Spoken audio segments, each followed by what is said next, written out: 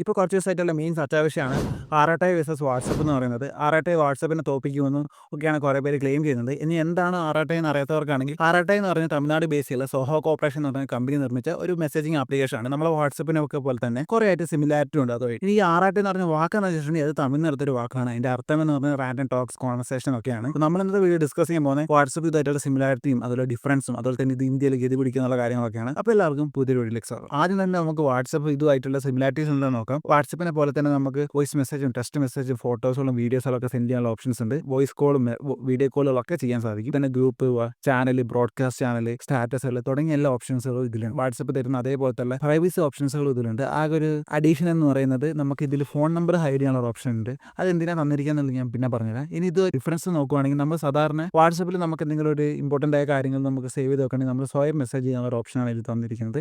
എന്നാൽ ഇതിൽ അങ്ങനെയല്ല, നമുക്ക് പോക്കറ്റ് എന്ന് പറഞ്ഞ ഓപ്ഷൻ തന്നിട്ടുണ്ട്.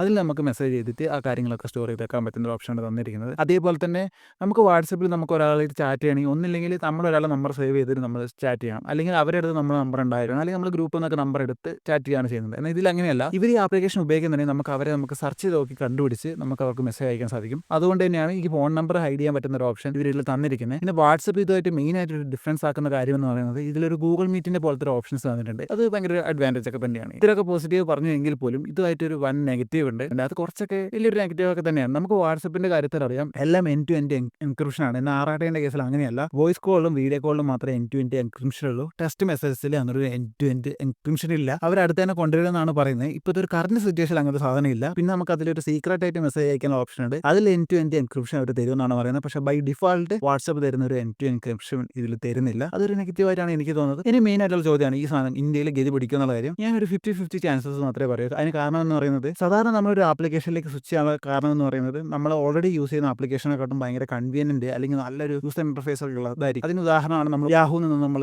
ക്രോമിലേക്ക് സ്വിച്ച് ചെയ്തൊക്കെ. പക്ഷേ ഇതിന്റെ കേസ് നോക്കുകയാണെങ്കിൽ വാട്സപ്പായിട്ട് ഓൾമോസ്റ്റ് സിമിലർ ആണ്. ആകെ ആ മീറ്റിങ്ങിന്റെ ഒരു സ്പെഷ്യാലിറ്റി മാത്രമേ ഉള്ളൂ. അത് രണ്ടും തമ്മിലായിട്ടുള്ള ഒരു വ്യത്യാസം നടത്തുന്നത്. അതിന് വേണ്ടി മാത്രമായിട്ട് ആൾക്കാർ ആപ്ലിക്കേഷനിലേക്ക് വരുമോ എന്നുള്ള കാര്യത്തിൽ എനിക്ക് ഉറപ്പില്ല. അപ്പം നിങ്ങൾ പറയും, അങ്ങനെയാണെങ്കിൽ ഇപ്പോൾ എങ്ങനെയാണ് ഇത്തരമൊക്കെ ഡൗൺലോഡ്സ് വന്നത്? അതിന് കാരണം എന്ന് പറയുന്നത് സെൻട്രൽ മിനിസ്റ്റേഴ്സ് മിക്കവരും ഇതിനെ എന്തോ പ്രൊമോട്ട് ചെയ്യുന്നുണ്ട്. ഇങ്ങനെ പണ്ട് ഇതേപോലെ കുറേ ആപ്ലിക്കേഷൻസിനെ പ്രൊമോട്ട് ചെയ്ത് ഒരു കാലം ഭയങ്കര ട്രെൻഡിങ് ആയി നിൽക്കും, എന്നാൽ പിന്നെ അത് വാഷ് ഔട്ട് ആയി പോയിട്ടുണ്ട്. അതിന് ഉദാഹരണമാണ് ഈ ക്ലബ് ഹൗസ് എന്ന് പറയുന്നത്, ത്രെഡ്സ്, അതുപോലെ തന്നെ സിഗ്നൽ തുടങ്ങിയ ആപ്ലിക്കേഷൻസുകളൊക്കെ. പക്ഷേ ഈ ആപ്ലിക്കേഷൻസ് ഒന്നും വലിയ കാലത്ത് നിന്നില്ല. കുറച്ച് കാലത്തേക്ക് ഭയങ്കര ഹൈപ്പായിരുന്നു, എല്ലാവരും ഉപയോഗിക്കുന്നത്. എന്നാൽ പിന്നെ അതിനെ മറന്നു വന്നൊരു അവസ്ഥയാണ് വന്നത്. ഇതിനും ഈ ഒരു സിറ്റുവേഷൻ വരാനുള്ള സാധ്യത വളരെ കൂടുതലാണ്. ഇതിൽ നിന്ന് രക്ഷപ്പെട്ട് ഒരു കൺസിസ്റ്റന്റ് ആയ യൂസേഴ്സിനെ അവർക്ക് മെയിൻറ്റെയിൻ ചെയ്യാൻ പറ്റുവാണെങ്കിൽ അത് വളരെ നല്ല കാര്യമായിരിക്കും. എനിക്കും അങ്ങനെ വരണം എന്ന് തന്നെയാണ് എൻ്റെ ഒരു ആഗ്രഹം. അതേപോലെ തന്നെ ഈ ആപ്ലിക്കേഷൻ നിങ്ങൾ യൂസ് ചെയ്തോ, അതുപോലെ തന്നെ എങ്ങനെയുണ്ടെന്ന് നിങ്ങളുടെ ഒപ്പീനിയൻ ഒന്ന് കമൻറ്റ് ചെയ്യുക.